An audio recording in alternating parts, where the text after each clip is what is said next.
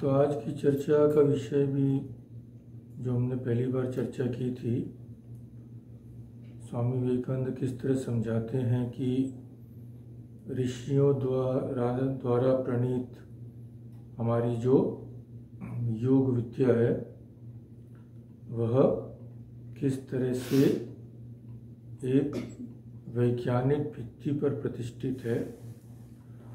केवल कुछ विश्वास मात्र ही उनकी नींव नहीं है कि हमें कुछ चीज़ों पर विश्वास करना पड़ेगा तभी हम योग साधना में प्रवृत्त हो सकते हैं, ऐसी बात नहीं है। तो उसी चर्चा को आज हम जारी रखेंगे। पहले एक बार एक दृष्टि डाल लें कि पिछली बार हमने किन विषयों पर चर्चा की थी। तो वो मैं आपके सामने रखता हूँ।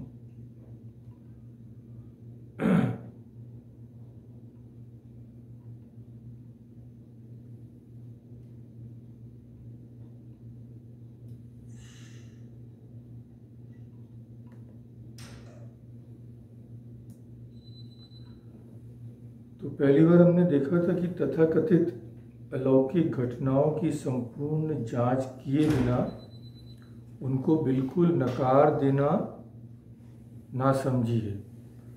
तथाकथित क्यों कह रहा हूँ? क्योंकि स्वामी जी कहते हैं कि भले ही हम इन घटनाओं को न समझने के कारण इन्हें अलौकिक कहें, पर इनका कोई न कोई कारण जरूर है अगर हम ठीक तरह से इनकी जांच करें तब। इसीलिए तथाकथित शब्द का प्रयोग किया गया है, क्योंकि अलौकिक घटना यानी लोग समझते हैं कोई जादू टोना या कुछ ऐसी अप्राकृतिक घटनाएं जो संभव नहीं है, तो ऐसी बात नहीं है। तो इन्हें बिल्कुल नकार देना क्योंकि हम इन्हें समझ नहीं पा रहे हैं, ये ठीक नहीं है। और ऐसा करना और अंधविश्वासी होना, अंधविश्वासी यानी किसी भी बात पर आंख मूंद कर विश्वास कर लेना, दोनों ही युक्ति नहीं है। मनुष्य को दोनों ही नहीं करना चाहिए। तीसरी बात, इन अलौकिक घटनाओं के पीछे क्या है, रहस्य क्या है? रहस्य ये है कि प्रत्येक मनुष्य के माध्यम से उसके पीछे स्थित ज्ञान और शक्ति के अनंत सागर की अभिव्यक्ति हो रही है, और यह शक्ति ही उन तथाकथित अलौकिक घटनाओं, हमारे विश्वास की शक्ति और प्रार्थना की पूर्ति के रूप में दृष्टिगोचर होते हैं। तो हम यह न समझे कि हमारी प्रार्थना की पूर्ति कोई दूसरे ग्रह में बैठा कोई व्यक्ति कर रहा है, ऐसा बिल्कुल नहीं है। वह हमारे हृदय में स्थित ईश्वर ही पूर्ण करते हैं, जो कि हमसे अलग नहीं है। और अगर हम इन सब विचारों को अपने मन में स्थान दें, जादू टोना या अप्राकृतिक कुछ, तो उससे क्या होगा? हमारा मन दुर्बल हो जाएगा। हम सब बात पर इन्हीं अप्राकृतिक लोगों या जंतुओं पर निर्भर करने लगेंगे, और हम में यह विश्वास पैदा हो जाएगा कि हमसे कुछ होने वाला संभव नहीं है अगर जब तक ये लोग हमारी सहायता न करें।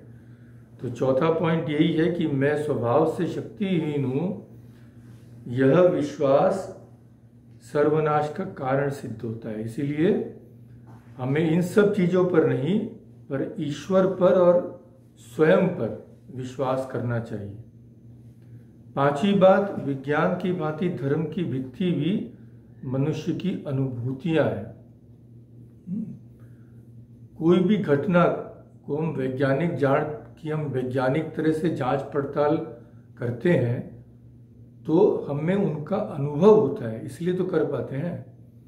तो ऐसा नहीं है कि धर्म की किसी ने अनुभूति नहीं की है और ऐसे ही मन गढ़ंत कुछ भी लिख दिया है, बिल्कुल नहीं। जिस तरह वैज्ञानिक जांच पड़ताल हमारी अनुभूति पर ही निर्भर है, उस तरह भी धर्म भी हमारी अनुभूति पर ही निर्भर है। जिस विद्या से संसार के सूक्ष्म तत्वों का साक्षात्कार होता है उसे ही योग कहते हैं। स्थूल तत्व तो आसानी से दृष्टिगोचर होते हैं, ये टेबल, बिल्डिंग, चेयर, हमारे शरीर इत्यादि जो भी वस्तुएं हैं हमें आँख से दिखते हैं, पर ये सूक्ष्म तत्व हमारी इंद्रियों से नहीं दिखते, इंद्रिय गोचर नहीं होते। उनको देखने के लिए सूक्ष्म दृष्टि की आवश्यकता है। तो आप सभी ने गीता का अध्ययन थोड़ा बहुत तो किया ही है। तो उसमें जब भगवान अर्जुन को विश्व रूप दिखाने लगते हैं तो क्या कहते हैं कि अर्जुन, यह मेरा विश्व रूप तुम इन आंखों से नहीं देख पाओगे, इसलिए ददामि दिव्य चक्षु, मैं तुम्हें दिव्य चक्षु देता हूं। दिव्य चक्षु यानी क्या? जो ऐसी दृष्टि जो इन सूक्ष्म आध्यात्मिक तत्वों का साक्षात्कार करने में सक्षम, यह बात। दिव्यम ददामि ते चक्षु पश्य में योगम ऐश्वरम।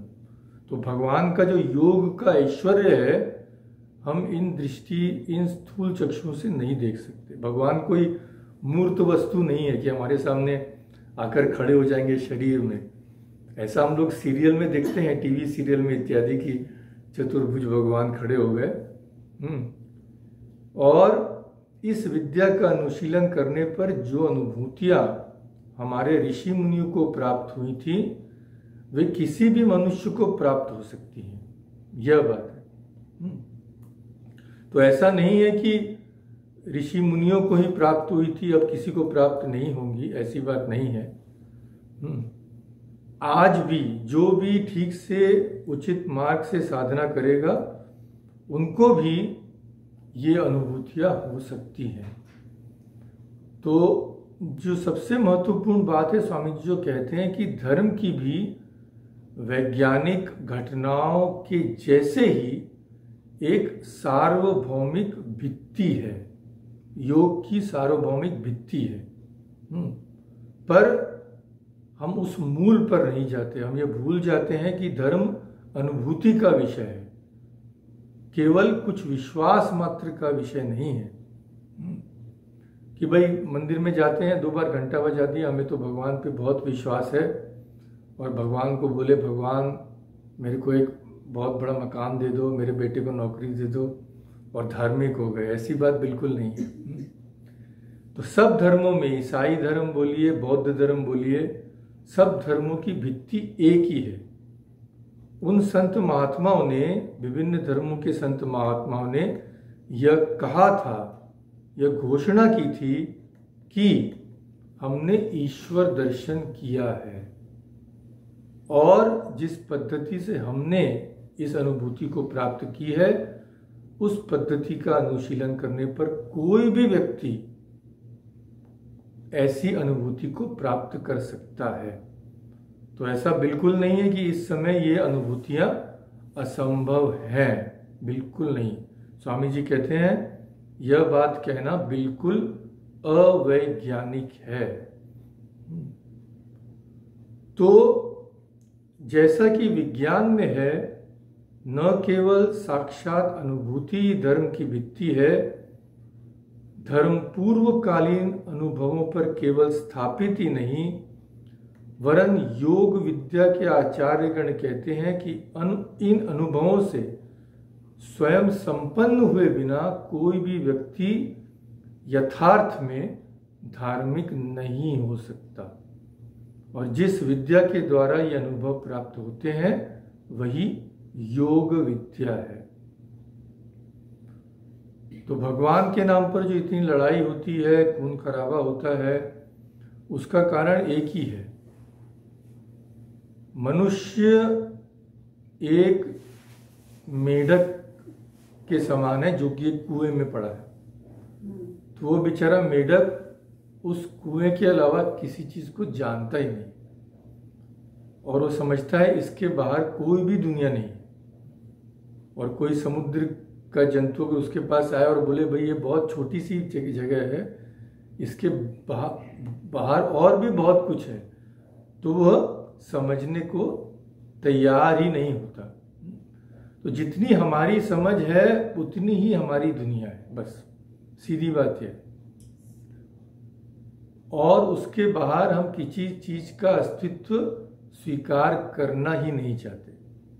और जब ऐसे संकीर्ण दृष्टि वाले लोग जब नेता बन जाते हैं तो प्रगति थम जाती है और झगड़े फसाद शुरू हो जाते हैं। ये स्वाभाविक ही है। तो कुछ आचार व्यवहारों से धर्म की शुरुआत होती है, यह ठीक है, पर अधिकांश लोगों के लिए वही शुरू और वही अंत हो जाता है। तो 20 साल की उम्र में मंदिर जाना शुरू किए, 80 साल की उम्र में भी केवल वही कर रहे हैं जो उस समय किए थे, उससे एक कदम भी आगे नहीं बढ़े। ऐसा नहीं होना चाहिए, यही बात है। तो स्वामी जी कहते हैं, एक और आजकल के विद्वान कहलाने वाले मनुष्य का भाव ये है कि धर्म, दर्शन और ईश्वर का अनुसंधान सब निष्फल है, और दूसरे जो अर्ध शिक्षित हैं उनका मनोभाव ऐसा जान पड़ता है कि धर्म, दर्शन आदि की वास्तव में कोई वैज्ञानिक बुनियाद नहीं है। उनकी इतनी उपयोगिता है कि वे संसार के मंगल साधन की बलशाली प्रेरक शक्तियां हैं। एक रशिया में एक जो कम्युनिस्ट लीडर थे ना, वो कहते थे religion is the opium of the masses. इसका मतलब क्या है? मतलब यह है कि लोगों को धर्म में विश्वास करा दिया गया है। क्यों करा दिया गया है? क्योंकि इसके चलते वे थोड़ा सा डरे रहेंगे, बुरे काम कम करेंगे और सोसाइटी में, समाज में शांति बनी रहेगी। तो उनकी थ्योरी के हिसाब से धर्म का बस इतना ही काम है कि इस तरह से धर्म संसार में शांति बनाए रखे, और कोई धर्म की प्रयोजनीयता नहीं है और कोई भित्ति भी नहीं है। तो लक्ष्य वही है संसार, माने धर्म के जरिए भी वे संसार में कुछ प्राप्त करना चाहते हैं। ईश्वर इत्यादि उनके लिए केवल मुख की बातें हैं, उनका कोई अस्तित्व नहीं।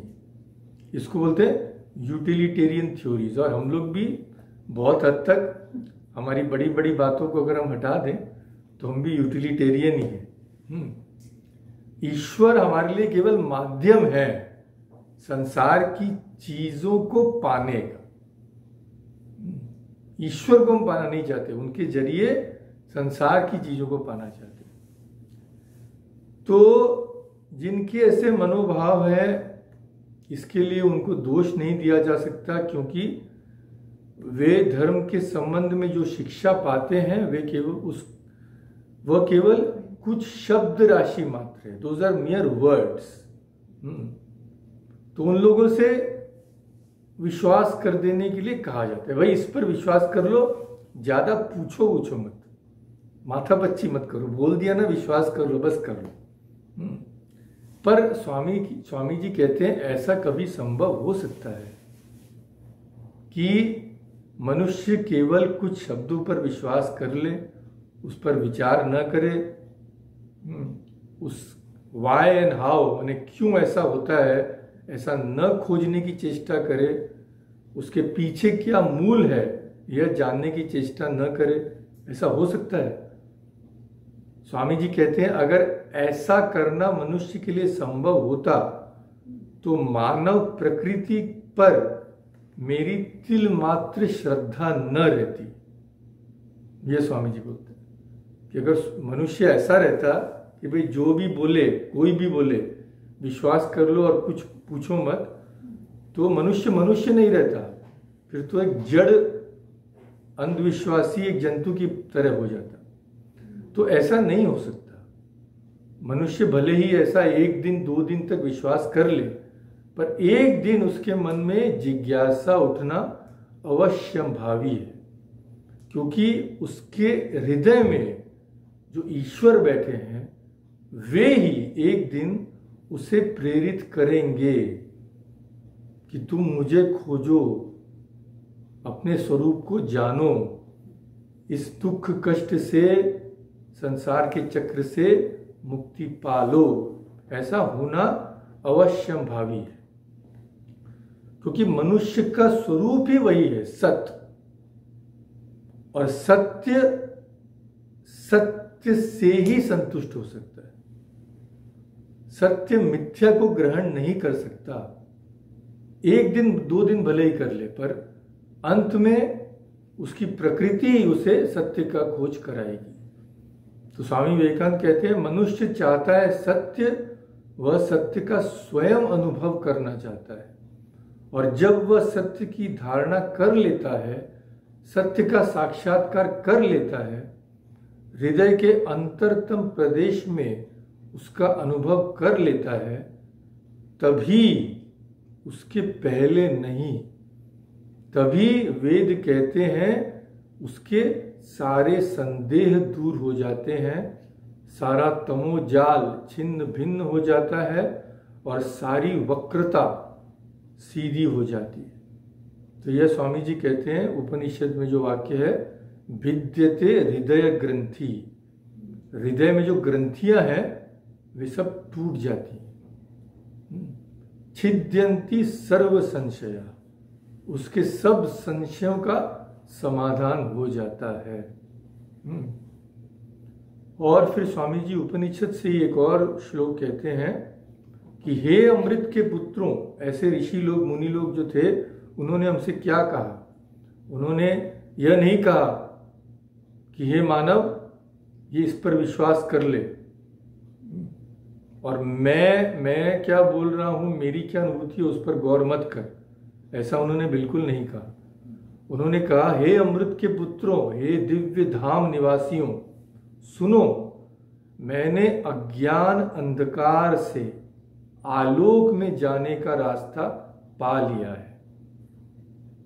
जो समस्त अंधकार से परे है, उसको जानने पर ही मुक्ति पाई जा सकती है। तो वह श्लोक है, वेदाहमेतम पुरुषम महांतम आदित्य वर्णम, उसका वर्ण कैसा है? सूर्य की भांति। तमस परस्तात्, वह अंधकार से बिल्कुल दूर है, यानी उसका अंधकार से कोई संबंध ही नहीं। और वह आदित्य वर्ण वाला है, इसका क्या अर्थ है? इसका अर्थ है कि वह स्वयं प्रकाश है। सूर्य को देखने के लिए हमें और किसी प्रकाश की आवश्यकता नहीं होती, सूर्य सबको प्रकाशित करता है। उसी तरह ईश्वर को देखने के लिए, आत्मा को देखने के लिए हमें और किसी चीज की जरूरत नहीं होती, वे स्वयं को ही प्रकाश खुद ही करते हैं। तो इस चीज नहीं बोल सकते, इस तत्व की अनुभूति हमें स्वयं करनी पड़ेगी। स्वामी विवेकानंद ने की, ठीक है, मीराबाई ने की, ठीक है, तुलसीदास जी ने की, जीसस ने की, बुद्ध ने की, पर उससे हमारा कुछ नहीं होगा। किसी और ने खाया तो हमारा पेट नहीं भरेगा, हमें खाना पड़ेगा। इसलिए स्वयं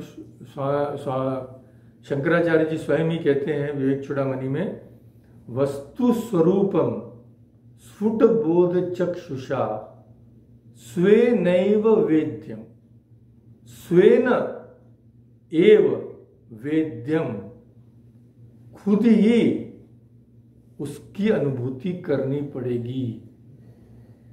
उस अनुभूति को हम लोग को कोई बर्थडे गिफ्ट के रूप में नहीं दे सकता, कोई भी नहीं। हाँ, ईश्वर स्वयं आ जाए मनुष्य के रूप में तो उनके लिए कुछ भी संभव है, पर नहीं तो आचार्य हमें केवल पथ दिखा सकते हैं, कुछ सहायता कर सकते हैं, पर साधना करके उस अनुभूति को हमें स्वयं ही लाभ करना पड़ेगा। तो इस सत्य को प्राप्त करने के लिए योग विद्या मानव के समक्ष एक व्यवहारिक क्यों, ऐसी कोई बात नहीं कहते जो असंभव है। हाँ, कष्टदायक है, उसके लिए कष्ट उठाना पड़ेगा, पर असंभव नहीं। तो व्यवहारिक और वैज्ञानिक साधन प्रणाली रखने का प्रस्ताव करती है। यह बात है। तो अब इसकी प्रणाली कैसे है, क्या है? तो स्वामी जी हमें समझाते हैं कि प्रत्येक विद्या के अनुसंधान और साधना की प्रणाली पृथक होती है, ये तो हम सभी जानते हैं। तो वे उदाहरण देते हैं कि यदि तुम ज्योतिष बनना चाहते हो तो ज्योतिष होने की इच्छा करो और बैठकर मैं ज्योतिष बन गया, मैं ज्योतिष बन गया चिल्लाते रहो तो उससे कोई फल नहीं होने वाला है। तो रसायन शास्त्र के संबंध में भी ऐसी बात है, उसमें भी एक निर्दिष्ट प्रणाली का अनुसरण करना पड़ेगा। लेबोरेटरी में जाना पड़ेगा, जैसे प्रयोगशाला में जाना पड़ेगा, विभिन्न द्रव्य हैं, केमिकल्स हैं, उनको मिलाना पड़ेगा, एकत्र करना पड़ेगा, करके उनकी परीक्षा लेनी होगी, तब कहीं हम रसायनविद, जिसे केमिस्ट बोलते हैं, हो सकेंगे। यदि हम ज्योतिष बनना चाहते हैं तो हमें दूरबीन की सहायता से विभिन्न ताराओं, ग्रह, नक्षत्रों का पर्यवेक्षण करना पड़ेगा, उनके संबंध में आलोचना करनी पड़ेगी, तभी हम ज्योतिष बन पाएंगे। तो प्रत्येक विद्या की अपनी एक निर्दिष्ट प्रणाली है और योग के संबंध में भी ऐसा ही है, उसकी भी अपनी साधन प्रणाली है। उस साधना को बिना करे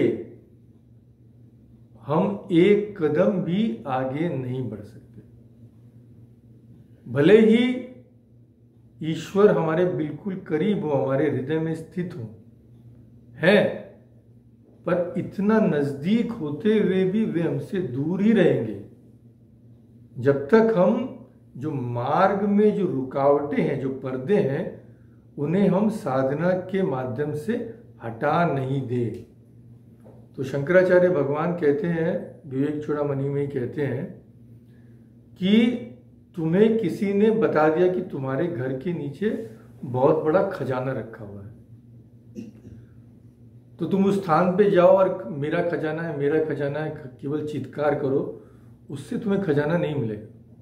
क्या करना पड़ेगा कि आप्तोक्तिम खननम तथोपरि शिलादि उत्कर्षणम स्वीकृतिम निक्षेप समपेक्षते नहीं बहि शब्दस्तु निर्गच्छति तद्वद ब्रह्म विदोपदेश ध्यानादिभिर लभ्यते न दुर्युक्ति भी तत्वम न दुर्युक्ति भी। तो क्या करना पड़ेगा कि खनन और तथोपरि शिलादि उत्कर्षणम, उसके ऊपर पत्थर वत्थर है, उन्हें हटाना पड़ेगा। न शब्दस्तु निर्गच्छति, केवल शब्दों के द्वारा वह खजाना तुम्हारे हाथ में नहीं लगेगा। उसी तरह अगर हम ईश्वर का साक्षात करना चाहें तो ब्रह्मविद उपदेश मनन ध्यान आदि भी लभ्यते। किसी महापुरुष के उपदेश का अनुसरण करते हुए, ध्यान धारणा करते हुए हमें उस चीज को लाभ करना पड़ेगा। तो साधना प्रणाली का जब तक हम अनुशीलन नहीं करें, हम कुछ भी कर लें, कितने भी सेमिनार में चले जाएं, कितने भी लेक्चर सुन लें और कितने भी लेक्चर दे भी दें, अनुभूति शून्य होगी। यह बात है। तो ये लोग जो थे हमारे ऋषि मुनि, जो योग साधना जिन्होंने हमारे सामने पद्धति रखी है, ये महापुरुष थे, ये संत महात्मा थे, शुद्ध स्वभाव के थे। सभी युगों में, सभी देशों में वे इसी सत्य का प्रचार कर गए हैं। संसार के हित को छोड़कर अन्य कोई भी कामना उनमें नहीं थी। तो उन सभी लोगों ने कहा है कि इंद्रियां हमें जहां तक सत्य का अनुभव करा सकती हैं, हमें उससे उच्चतर सत्य प्राप्त करना है। इंद्रियों से जो देख सकते हैं, सुन सकते हैं, वही सब कुछ नहीं है। तो वे ऋषि मुनि कहते थे कि हमने उस सत्य को पा लिया है, और वे हमें उसकी परीक्षा देने के लिए बुलाते हैं। वे कहते हैं, खुद ही स्वयं ही कहते हैं, तुम एक निर्दिष्ट साधन प्रणाली लेकर सरल भाव से साधना करते रहो। करने पर भी यदि यह इंद्रियों के अगोचर सत्य जो है यह तुम्हें प्राप्त न हो तो फिर भले ही कह सकते हो कि ये सब बातें कपोल कल्पित हैं, पर जब तक तुमने उस पद्धति का अनुसरण किया नहीं है तुम उसे कैसे नकार सकते हो? नहीं नकार सकते। यह बात तो निर्दिष्ट साधन प्रणाली लेकर श्रद्धा पूर्वक साधना करना अति आवश्यक है। यह बात ये उपनिषद में एक बहुत सुंदर कथा है, बाद में हम उसकी चर्चा करेंगे, कि इंद्र के पास दानव और दैत्य दोनों आते हैं। देवराज इंद्र भगवान के पास, कि इंद्र भी आते हैं, देवता भी आते हैं और दानव भी आते हैं। तो वे उन्हें एक उपदेश देते हैं। तो असुर हैं, भोग ही जीवन का लक्ष्य है।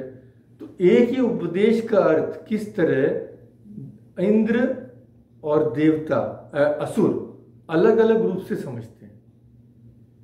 फिर इंद्र तो चले जाता है समझ के, पर वह सोचने लगता है, फिर आता है, फिर उसे कुछ दिन गुरु के पास रहने के लिए कहा जाता है। बोले क्योंकि गुरु जानता है अगर मैं बोल भी दूंगा वो समझ नहीं पाएगा, तो गुरु बोलता है यहां रहो, तपस्या करो, 100 साल रहो। भैया 100 साल है हाँ, तो उसके बाद वह उसे उपदेश फिर मिलता है। तो जब ऐसा 2-3 बार हो जाता है तब इंद्र को उस तत्व का साक्षात्कार होता है। तो बड़ी रोचक कथा है, उसको हम देखेंगे। तो मूल में बात यही है। अब स्वामी जी वैज्ञानिक पद्धति को हमें समझाते हैं। तो पहले मैं अंग्रेजी में पढ़ता हूं क्योंकि इसका हिंदी अनुवाद बड़ा कठिन है। तो ओरिजिनल में स्वामी जी का अंग्रेजी में ही है। तो process of acquiring knowledge, external and internal. तो वे कहते हैं ज्ञान प्राप्त करने की पद्धति, वह चाहे इंद्रियों के द्वारा हो या अंदरूनी ज्ञान हो, ईश्वर का ज्ञान हो। क्या है पद्धति, क्या है? वे कहते हैं in acquiring knowledge we make the use of generalization, and generalization is based upon observation. We first observe facts, then we generalize. Generalize means make a general statement by inferring from specific cases and then draw conclusions. तो इसको समझते हैं स्वामी जी क्या कहना चाहते हैं। वे कहना चाहते हैं कि किसी भी तरह का ज्ञान प्राप्त करने के लिए हमें जनरलाइज करना पड़ता है, यानी हिंदी में इसका अनुवाद करना बहुत मुश्किल है। इसे साधारणीकरण या सामान्यीकरण कह सकते हैं। इसका अर्थ क्या है?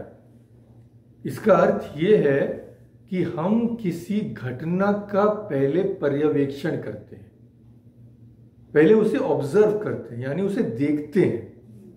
देखने के बाद उस पर विचार करते हैं। विचार करने के बाद उससे हम कुछ साधारण तथ्य निकालते हैं। ये समझने में, ऐसे बोलने में कठिन लग रहा है, पर है बहुत ही सिंपल। कैसे? एक उदाहरण से हम समझ जाएंगे। तो साधारणीकरण यानी एक या कुछ तथ्यों का अवलोकन करके एक जनरल सार्वभौमिक सिद्धांत पर पहुंचना, यह बात। तो पहले देखना, उस पर विचार करना, फिर ऐसी कई घटनाओं के माध्यम से एक सिद्धांत पर पहुंचना, यही वैज्ञानिक पद्धति है। तो पहली बार हमने मिलाया 2 हाइड्रोजन का मॉलिक्यूल, 1 ऑक्सीजन का मॉलिक्यूल, दोनों मिलकर वाटर, पानी मिला। तो एक वैज्ञानिक ने किया, फिर दूसरे वैज्ञानिक ने किया, तीसरे वैज्ञानिक ने जब ऐसे जो भी जिनमें में किया उन्हें पानी मिला, तो हम एक जनरल प्रिंसिपल, इसको बोलते हैं जनरलाइजेशन, तब हमने ये तथ्य मान लिया, साबित हो गया क्या कि भाई हाइड्रोजन के 2 मॉलिक्यूल और ऑक्सीजन के 1 मॉलिक्यूल को अगर आप मिलाएंगे तो पानी मिलेगा। इसे कहते हैं जनरलाइजेशन, कि एक घटना या उसी घटना को बार बार देखने पर हम एक पर्टिकुलर सिद्धांत के ऊपर पहुंच जाए। तो हमने देखा कि भाई एक बच्चा खिलौनों से खेल रहा है, दूसरे बच्चे को देखा वो भी खिलौनों से खेल रहा है, तीसरा बच्चा भी खिलौनों से खेल रहा है, तो हम एक जनरल प्रिंसिपल बता दी क्या कि बच्चे खिलौनों से खेलना पसंद करते हैं। तो इसे साधारण शब्दों में इसे कहते हैं जनरलाइजेशन, और यही वैज्ञानिक पद्धति है। तो यह जो साधारणीकरण है, जनरलाइजेशन है, वह किस पर निर्भर है? प्रत्यक्ष पर निर्भर। पहले प्रत्यक्ष करना पड़ेगा, पहले स्वयं देखना पड़ेगा। हाँ, बच्चे खेल रहे हैं खिलौनों से, एक बच्चा खेल रहा है, दूसरा बच्चा खेल रहा है। स्वयं देखना पड़ेगा कि हाइड्रोजन के 2 मॉलिक्यूल ऑक्सीजन के 1 मॉलिक्यूल बनकर जल हमें मिलता है। इसको प्रत्यक्ष के बिना तो हम किसी सिद्धांत पर पहुंच ही नहीं सकते। तो स्वामी जी कहते हैं इसी तरह योग साधना में भी मन के अंदर क्या चल रहा है यह हमें प्रत्यक्ष करना पड़ेगा। ये तो बाहर की बात हुई, विज्ञान तो इंद्रिय गोचर चीजों को लेकर ही काम करता है, पर यहां वो बात नहीं है, यहां दिशा उल्टी है। इसमें प्रत्यक्ष करना पड़ेगा, पर किस चीज का? सूर्य चंद्रमा का नहीं, हमारे अंदर क्या चल रहा है। तो जब तक हम यह प्रत्यक्ष नहीं कर लेते कि हमारे मन में, मन के भीतर क्या चल रहा है क्या नहीं है, तब तक हमारे मन के संबंध में भी, हमारी आभ्यंतरिक प्रकृति के संबंध में, हमारे विचार के संबंध में हम कुछ भी नहीं जान सकते। बाहर की घटनाओं के लिए जानने के लिए बाहर की घटनाओं को प्रत्यक्ष करना पड़ेगा, उसी तरह अंदर की घटनाओं को जानने के लिए उन घटनाओं को भी प्रत्यक्ष करना पड़ेगा। तो भाई कर लो, समस्या क्या है? कर लो और योगी बन जाओ। पर समस्या है यह कि बाह्य जगत के व्यापारों का पर्यवेक्षण करना बहुत सहज है, क्योंकि उनके लिए यंत्र है। चांद को देखना चाहते हैं, ले आइए एक बड़ा टेलीस्कोप। एटम मॉलिक्यूल देखना चाहते हैं, ले आइए एक माइक्रोस्कोप, देख लीजिए। पर अंतर जगत के व्यापार को समझने में मदद करने वाला कोई यंत्र नहीं है, या कोई माइक्रोस्कोप टेलीस्कोप काम नहीं करेगा। पर यह तो सिद्ध ही है, ये हमने देख ही लिया है कि किसी विषय का यथार्थ ज्ञान प्राप्त करने के लिए पर्यवेक्षण आवश्यक है। उचित विश्लेषण बिना विज्ञान निरर्थक हो जाता है, निष्फल हो जाता है और केवल भित्तिहीन अनुमान में परिणत हो जाता है। तो देखकर प्रत्यक्ष करने पर विश्लेषण करना यही वैज्ञानिक पद्धति है, और योग विद्या भी यही करती है। पहले मनुष्य को उसकी आभ्यंतरिक अवस्थाओं के पर्यवेक्षण का उपाय दिखाती है। तो एटम हम देखना चाहते हैं तो उपाय क्या है? भाई माइक्रोस्कोप ले आओ। पर अंदर जब देखना चाहते हैं उसका भी उपाय है, पर दूसरे तरह का। पर्यवेक्षण के लिए यंत्र चाहिए, बाहर के लिए यंत्र हैं दूरबीन इत्यादि। अंदर की तरफ कैसे देखें, उसका यंत्र क्या है? मन को कैसे देखें? मन को देखने का एक ही यंत्र है, क्या? मन स्वयं। मन के द्वारा ही आप मन की गतिविधियों को जान सकते हैं। जैसे मैंने आपसे अगर पूछा कि आबा जी आप घर से कितने बजे निकले थे, तो आप अपने मन में ही तो झांकेंगे ना। मन में झांकेंगे, आपकी स्मृति आपको बोलेगी हाँ मैं 3:30 बजे निकली थी। तो आप ये कैसे जान रहे हैं? ये तो आपको कोई बता नहीं रहा है, आपकी स्मृति तो आपके मन में थी। तो मन को जानने का एक ही यंत्र है, वह है मन। पर हम इस अवस्था में मन के बारे में सब कुछ नहीं जान पा रहे हैं। क्यों? क्योंकि ठीक तरह से जानने के लिए मन की शक्ति का सही सही नियमन करना पड़ेगा। रेगुलेट, नियमन करके उसे अंतर जगत की ओर परिचालित करना पड़ेगा। तभी मन का विश्लेषण कर सकेगा, और उस प्रकाश से हम यह सही ढंग से समझ सकेंगे कि हमारे मन के भीतर क्या चल रहा है। तो भाई मन से मन को समझ लो और योगी बन जाओ। समस्या क्या है? समस्या यह है कि हम ऐसा तत्काल नहीं कर सकते। क्यों नहीं कर सकते? अभी हमारे मन की क्या अवस्था है? अभी हमारी यह अवस्था है कि मन की शक्तियों का अपव्यय हो रहा है, वेस्ट। हमारी शक्तियां निकल जा रही हैं हमारे मन से, उसको हम ठीक जगह केंद्रित नहीं कर पा रहे हैं। तो मन वही है, पर शक्तियां बिखर कर माने उस चीज का अनुसंधान करने में विफल हो गई है। जैसे अगर हम लकड़ी काटना चाहें, तो हम अगर एक मोटी लकड़ी से जाके पेड़ पर मारेंगे तो पेड़ क्या कटेगा? हम जोर से मार रहे हैं पर पेड़ में आंच भी नहीं आएगी। पर अगर हम एक कुल्हाड़ी ले लें और उसी शक्ति से मारें तो हम देखेंगे पेड़ में एक दाग कट गया। क्यों?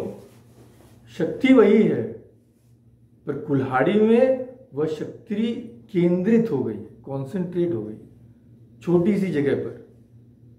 तो वह शक्ति अब पेड़ को काटने में सक्षम है। जैसे हम लोग बच्चे थे तो सभी ने हम लोग किया है कि मैग्नीफाइंग ग्लास रख के एक पॉइंट पे जब आ जाता है कागज जल जाता है, पर ऐसे कागज नहीं जलता। तो मन की शक्तियां इधर उधर बिखरी हुई प्रकाश की किरणों के समान है, स्वामी जी कहते हैं। जब उन शक्तियों को केंद्रीभूत किया जाता है, कॉन्सेंट्रेट किया जाता है, तभी वे सब कुछ आलोकित कर सकती हैं, अथवा नहीं। और यही ज्ञान अर्जन करने का, मन की शक्तियों को केंद्रित करना ही ज्ञान अर्जन करने का एकमात्र उपाय है, और कोई उपाय नहीं। तो हम लोग जब बच्चे थे, माँ बोल दी भाई पढ़ने बैठो, 1 घंटा पढ़ना पड़ेगा। अब इच्छा हो नहीं हो बैठ गए, पुस्तक खोल लिए 1 घंटा घड़ी की तरफ 10 बार देख लिए, कब घंटा खत्म होगा। मन चारों तरफ घूम रहा है, कब जाके गेम खेलूंगा, कब क्या करूंगा। तो क्या होगा? उस 1 घंटे में कुछ पढ़ाई लिखाई होगी नहीं, भले ही किताब हमारे सामने है, पर मन तो चारों तरफ घूम रहा है। तो उस मन को केंद्रित करना पड़ेगा एक जगह, तभी तो हम उस पुस्तक में से ज्ञान प्राप्त कर सकेंगे। तो ज्ञान प्राप्त करने का, वह चाहे बाहर का ज्ञान हो या आभ्यंतरिक ज्ञान हो, उपाय एक ही है, मन की शक्तियों को केंद्रित करना। बाह्य जगत हो या अंतर जगत, हम इसी शक्ति का हर वक्त इसका प्रयोग कर रहे हैं। तो हर तरह का ज्ञान प्राप्त करने का एकमात्र उपाय है एकाग्रता। केमिस्ट क्या अपनी लेबोरेटरी में वही करता है, रसायनविद अपनी लेबोरेटरी में वही करता है। ज्योतिष विद्या जो कुछ सीखना चाहे वह भी अपने मन को केंद्रित करता है। खेल में भी तो बहुत जरूरी है ये। क्रिकेट में जब फास्ट बॉलर आ रहा है तो बैट्समैन का हम लोग देखते हैं, जरा सा भी कंसंट्रेशन अगर इधर उधर हो जाए वो आउट हो जाता है, क्योंकि मन ही उसके शरीर को परिचालित करेगा। उसे हर गेंद को कैसे खेलना है वो तो मन के द्वारा जब निर्देश आएगा तभी तो उसके हाथ पांव चलेंगे ना, नहीं तो कैसे चलेंगे। तो जब मन अगर एकाग्र नहीं है तब तो वो हाथ पांव को आदेश दे ही नहीं पाएगा। तो ये बात है। तो ज्योतिष अपने मन की समुदाय शक्तियों को एकत्र कर दूरबीन के भीतर से आकाश में मानो प्रक्षिप्त करता है। जैसे ही वह शक्ति प्रक्षिप्त करता है, सूर्य चंद्र तारागण अपने अपने रहस्य उसके निकट प्रकट कर देते हैं। स्वामी जी बोलते हैं कि मैं जिस विषय पर बोल रहा हूं उस विषय पर मैं जितना मनोनिवेश कर पाऊंगा मैं उसे तुम्हें उतनी अच्छी तरह समझा पाऊंगा, और तुम उसमें जितना मनोनिवेश कर पाओगे तुम उसे उतनी अच्छी तरह समझ पाओ। ये स्वामी जी उदाहरण देते हैं ये बात। तो सीधी बात यह है कि मन की शक्तियों को एकाग्र करने के अलावा ज्ञान प्राप्त करने का और कोई साधन नहीं। फिर कहते हैं वो, यदि प्रकृति के द्वार पर कैसे खटखटाना चाहिए, उस पर कैसे आघात देना चाहिए, केवल यह ज्ञात हो जाए तो बस प्रकृति अपना सारा रहस्य खोल देती है। उस आघात की शक्ति और तीव्रता एकाग्रता से ही आती है। यह बात, मानव मन की शक्ति की कोई सीमा नहीं है। वह जितना एकाग्र होता है उतनी ही वह शक्ति एक लक्ष्य पर केंद्रित होती है। यही रहस्य है। ये उनके वचन भी मैं आपको हूबहू आपके सामने मैंने पाठ किया। तो वैज्ञानिक जिस सूक्ष्म पर्यवेक्षण शक्ति का प्रयोग बहिर्जगत में करते हैं, मनस्तत्वान्वेषी उसी का मन पर प्रयोग करते हैं। योगी उसी शक्ति का, मन की शक्ति का ही मन पर प्रयोग करते हैं। मन के द्वारा ही मन का नियंत्रण करना पड़ेगा। पढ़ाई में मन नहीं लग रहा है तो बच्चे को बार बार उसके माँ बाप सिखाते हैं, बेटा पढ़ाई नहीं करोगे डिग्री नहीं मिलेगी, डिग्री नहीं मिलेगी कहीं के नहीं रहोगे। तब क्या होता है, वो थोड़ा बड़ा होता है, पढ़ने बैठा, मन इधर उधर घूमने लगा, तो कौन समझाएगा? वो खुद ही मन को समझाता है कि नहीं इसकी उसकी चिंता मत करो, पढ़ाई पर मन दो। कौन समझा रहा है? मन को तो मन ही समझा रहा है ना। यही सबको हमें करना पड़ेगा। बाहर किसी की कृपा हो जाएगी, कोई ईश्वर कोई ज्योति ऐसा दे देंगे, गुरु दया करके सब कुछ कर देंगे, ऐसा कुछ नहीं हो सकता। तो स्वामी विरजानंद जी बोलते थे, लोग बोलते हैं गुरु सब कर देंगे। बोले गुरु क्या तुम्हारा मेहतर है? तुम्हारे मन का सबकी मन की गंदगी क्या वो साफ करता रहेगा? वो तो तुम्हें रास्ता बता देगा, करना तुम्ही को पड़ेगा। अब बात यह है कि मन को बाहरी योग में विघ्न क्या है? बात यह है कि मन को बाहरी विषय पर स्थित करना अपेक्षाकृत सहज है। मन हमारा स्वभाव से बहिर्मुखी है। उसका स्वभाव है कि बाहर की चीजों को पहले देखना। पर धर्म, मनोविज्ञान अथवा दर्शन के विषय में इस उपाय से काम नहीं चलेगा। यहां दिशा उल्टी है। क्यों? इसका कारण बताते हैं। कारण यह है कि समझ लीजिए मैं इस पेन के बारे में कुछ जानना चाहता हूं। पेन एक वस्तु है, मेरा मन दूसरी वस्तु है। पेन बाहर है, तो मैं बाहर की तरफ देख के इसके बारे में ज्ञान प्राप्त कर सकता हूं। ये ज्ञेय है, मैं ज्ञाता हूं। ये ऑब्जेक्ट ऑफ नॉलेज है, मैं नोअर। दो अलग अलग है। पर जब हम अंदर की तरफ जाते हैं तब क्या हो रहा है? तब ज्ञेय और ज्ञाता दो नहीं रहते, एक हो जाते हैं। मन ही अपने मन को जानने की चेष्टा कर रहा है, मन ही मन पर रिसर्च कर रहा है, मन ही मन को नियंत्रण करने की चेष्टा कर रहा है। यह बात है, ये और किसी भी वस्तु के बारे में लागू नहीं है, पर ये जब हम अंदर जाते हैं तभी ये लागू होता है कि ज्ञाता और ज्ञेय एक रहते हैं। तो जिसके बारे में जानना चाहते हैं वह भी अंदर, और जिसके द्वारा जानना चाहते हैं वह भी अंदर। ये कैसे होता है? ये कैसे संभव होता है? ये इसलिए संभव हो सकता है कि भाई पहले कोई ये बोले तो असंभव है कि पेन खुद को थोड़ी जान सकता है। तो ये कहना कि मन के द्वारा मन को जान लो, ये तो असंभव है। ये असंभव नहीं है। क्यों? क्योंकि ये मन, पेन या हमारे टेबल चेयर की तरह जड़ वस्तु नहीं है। यह आत्मा की चेतना से इसमें एक शक्ति आती है। क्या शक्ति है? कि मन की एक ऐसी शक्ति है जिससे वह खुद को दो भागों में विभाजन कर सकता है। जैसे हमारी आबादी गाड़ी बहुत अच्छा चलाती है, तो मैं जब लास्ट टाइम उनके साथ आया था तो मेरे साथ बात भी कर रही थी, गाड़ी भी चला रही थी। कैसे हुआ ये कैसे संभव? अगर मन एक ही दिशा में रहता तो एक काम एक साथ ही कर सकती थी, पर ऐसा नहीं है। गाड़ी भी चला रही है, बात भी कर रही है, खाना भी पकाती रहती तो बात भी करती रहती है।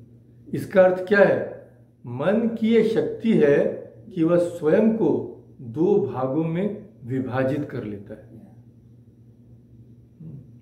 तो एक तरफ तो वह कार्य करता है, दूसरी तरफ वह साक्षी बनकर स्वयं को कार्य करते हुए भी देखता है।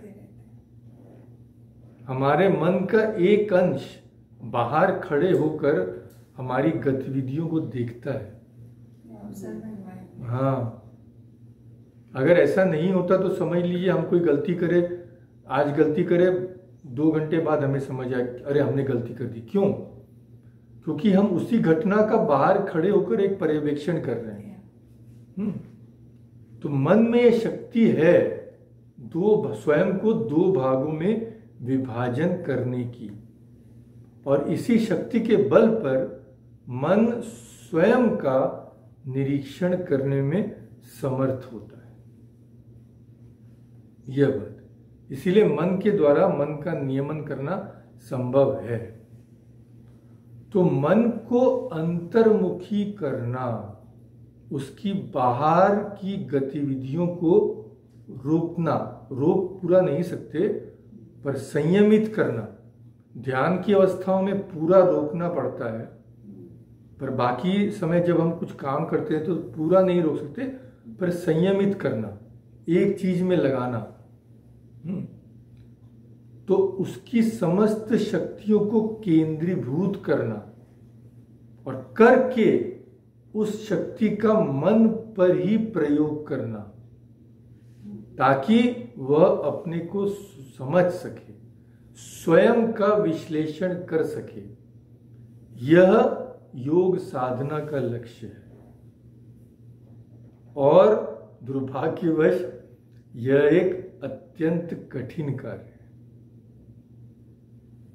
पर इस विषय में वैज्ञानिक प्रथा का अनुसरण करके अग्रसर होने का यही एकमात्र उपाय, और कोई उपाय, और कोई भी उपाय। मन के द्वारा ही मन को संयमित करना पड़ेगा, मन को कॉन्सेंट्रेट या केंद्रीभूत करना पड़ेगा।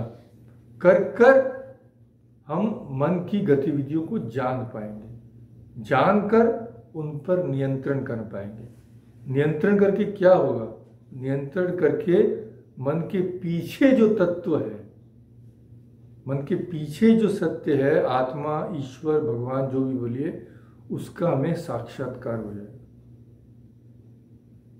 कैसे? स्वामी जी कहते हैं कि मन एक तालाब की तरह है। तो तालाब में सब समय कोई गतिविधि चल रही है, कभी शिप जा रहा है, कभी बोट जा रहा है, कभी कोई पत्थर फेंक रहा है। तो अगर हलचल मची है जल में सब समय, तो हम उसके अंदर क्या है, बेड पे क्या है, उसके नहीं देख सकते। तले में क्या है हम नहीं जान सकते। तले में क्या है जानने के लिए स्वच्छ जल करना पड़ेगा और जल को शांत करना पड़ेगा। इसी तरह से मन जब हर समय चंचल रहता है तो मन के पीछे के तत्व का साक्षात्कार हम नहीं कर सकते।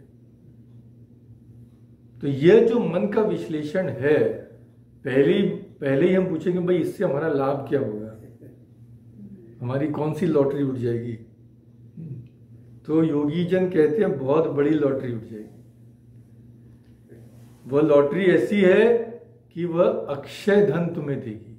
अक्षय, बाहर से तुम्हें जो भी मिलता है वह तो आता है और जाता है, पर तुम्हारा जो स्वरूप है वह कभी आता जाता नहीं। तो स्वामी जी इसीलिए हमें समझाते कि मन का विश्लेषण करके जो ज्ञान प्राप्त होगा उसकी उपयोगिता क्या है। तो पहली बात तो यह कि ज्ञान स्वयं ज्ञान का सर्वोच्च पुरस्कार है, जानना ही जानने का पुरस्कार है। और दूसरी बात यह कि उसकी उपयोगिता भी है, बहुत बड़ी उपयोगिता है, क्योंकि मन का विश्लेषण मन को केवल जानने के लिए हम नहीं कर रहे हैं। उसके जरिए हमारा लक्ष्य है कि मन के पीछे जो परम तत्व छिपा है, आत्मा है, ईश्वर है, उसका साक्षात्कार करना। और कर लेने पर हमारे समस्त दुख चिरकाल के लिए लुप्त हो जाएंगे। यह उसका फल। फिर कुछ भी हमें अपने स्थान से हिला नहीं सकेगा। अचल अटल, सुमेरुवत बोलते हैं उस स्थिति को। और एक शब्द है कूटस्थ, कूटस्थ बुद्धि। तो श्री रामकृष्ण ने उदाहरण देते हैं कि एक लोहार है, तो लोहार लोहे को गर्म करके इतना मारता है, पर लोहे पर आंच नहीं आती। तो मन भी उस तरह हो जाएगा। अभी तो क्या हो रहा है, अभी संसार में कुछ भी हो रहा है, हमारा मन चंचल हो जाता है, क्योंकि वह कूटस्थ बुद्धि हमें लाभ नहीं हुई। पर आत्मा का साक्षात्कार करने पर वह बुद्धि हमें लाभ हो सकती है। तो योग साधना में हमें करना यह होगा कि मन की समस्त शक्तियों को केंद्रित करके, एकत्र करके मन पर ही उनका प्रयोग करना होगा। फिर जैसे सूर्य की तीक्ष्ण किरणों से घने अंधकार में स्थान भी अपने गुप्त तथ्य खोल देते हैं, उसी तरह एकाग्र मन अपने सब अंतर्मय रहस्य प्रकाशित कर देगा। और तभी हम साक्षात्कार उस तत्व का करेंगे। और स्वामी जी कहते हैं तभी हम विश्वास की सच्ची बुनियाद पर पहुंचेंगे, तभी हमें सही सही धर्म की प्राप्ति होगी। तभी आत्मा है या नहीं, ईश्वर है या नहीं, जीवन का क्या लक्ष्य है, यह सब हम स्वयं जान सकेंगे। सब कुछ स्वामी जी कहते हैं हमारे ज्ञान चक्षुओं के सामने उद्भासित हो जाएगा। और योग हमें यही सिखाना चाहता है। तो योग साधना में जितने भी उपदेश हैं, स्वामी जी कहते हैं उन सब का उद्देश्य प्रथमतः मन की एकाग्रता का साधन है। पहले तो एकाग्र करो, बाहर से मुड़ो, अंदर की तरफ जाओ। इसलिए तो त्याग की बात आती है। अरे भाई, जब तक किसी चीज को त्याग नहीं कर पाओगे, उसमें आसक्त रहोगे, तो मन तो वहीं जाता रहेगा ना। तो इसीलिए त्याग आवश्यक है। मन को एकाग्र करने के लिए त्याग बिना और कोई साधन नहीं है। तो पहले तो मन की एकाग्रता, उसके बाद गंभीरतम प्रदेश में हमारे मन में कितने कितने प्रकार के भिन्न भिन्न कार्य हो रहे हैं उनका ज्ञान प्राप्त करना, फिर उनमें से साधारण सत्यों को निकालकर एक सिद्धांत पर पहुंचना, जनरलाइजेशन जिसे कहते हैं, ये पद्धति है। इसीलिए योग की शिक्षा किसी एक पर्टिकुलर धर्म पर आधारित नहीं है। जिस तरह से विज्ञान किसी एक धर्म पर आधारित नहीं है, किसी एक विश्वास पर आधारित नहीं है, उसी तरह योग भी किन्हीं आचारों नियमों के विश्वास करने पर ही आधारित नहीं है, बिल्कुल नहीं है। स्वामी जी कहते हैं तुम्हारा कार्य जो भी हो, तुम्हारा प्रोफेशन जो भी हो, तुम आस्तिक हो या नास्तिक हो, यहूदी हो या ईसाई हो या हिंदू हो, इससे कुछ भी बनता बिगड़ता नहीं है। तुम मनुष्य हो ना, और एक विचारशील मनुष्य हो, बुद्धिजीवी मनुष्य हो, बस इतना पर्याप्त है।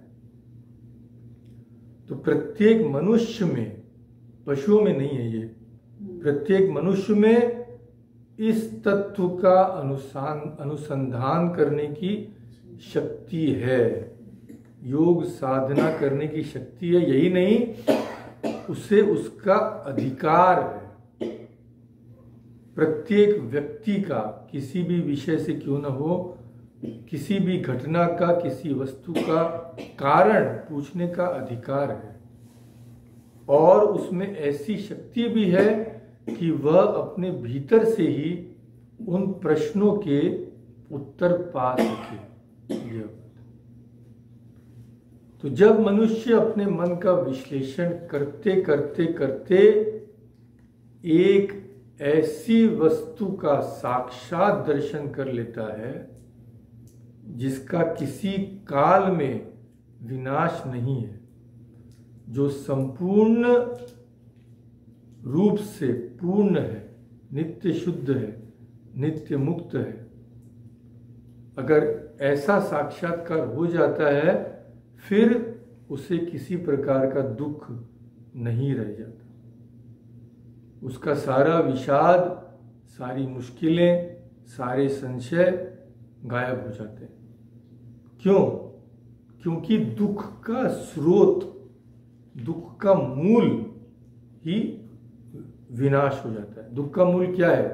स्वामी जी कहते हैं दो। हमारे सब दुखों के पीछे दो ही कारण है, एक है भय और एक है अपूर्ण कामना। कामनाओं का अंत ही नहीं, ये चाहिए, वो चाहिए, ये चाहिए, उसके बिना नहीं चलेगा। मार्केट में गए, आज ये ले लिए हैं, कल वो लेने आएंगे, परसों वो लेकर जाएंगे।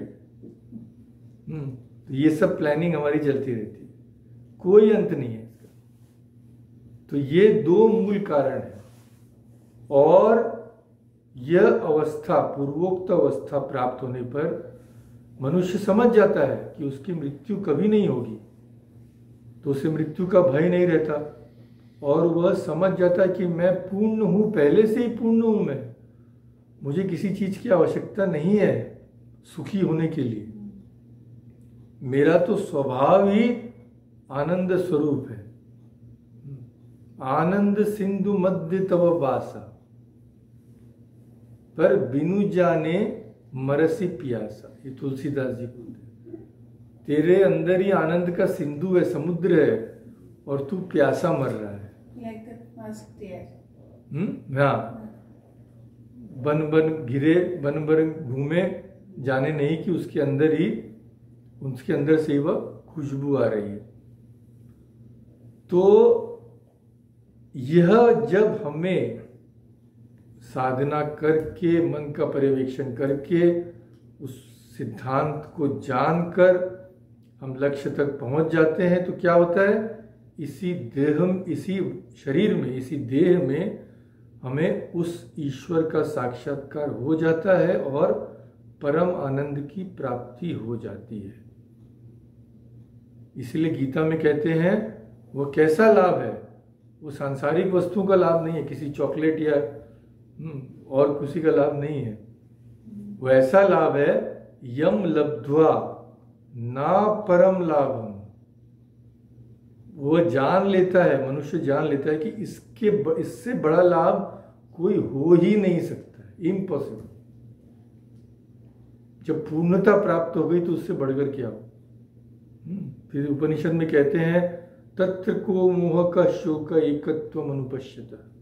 जो जिसने उस एक तत्व का साक्षात्कार कर लिया उसको फिर कहाँ मोह, कहाँ शोक, कुछ भी नहीं रह जाता।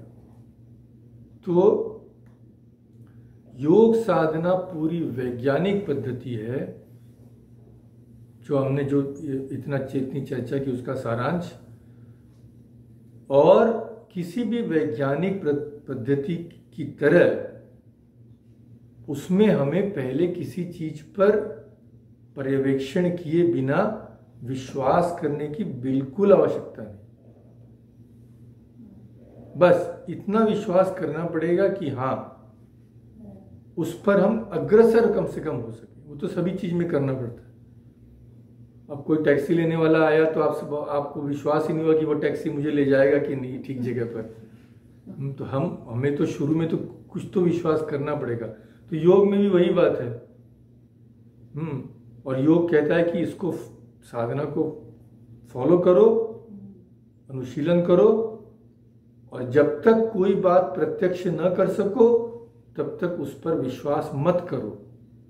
यही योग कहता है। अन्य सत्य को प्रतिष्ठित करने के लिए अन्य किसी की सहायता आवश्यक नहीं है, वो हम स्वयं ही जान लेंगे। सत्य का प्रूफ करने के लिए और कुछ चाहिए क्या? नहीं चाहिए। सत्य स्वयं ही खुद का प्रमाण है, यह बात। तो जब हमें वह साक्षात्कार हो जाएगा तब हम खुद ही समझ पाएंगे, हमारे सब संशय दुख निर्मूल हो जाएंगे।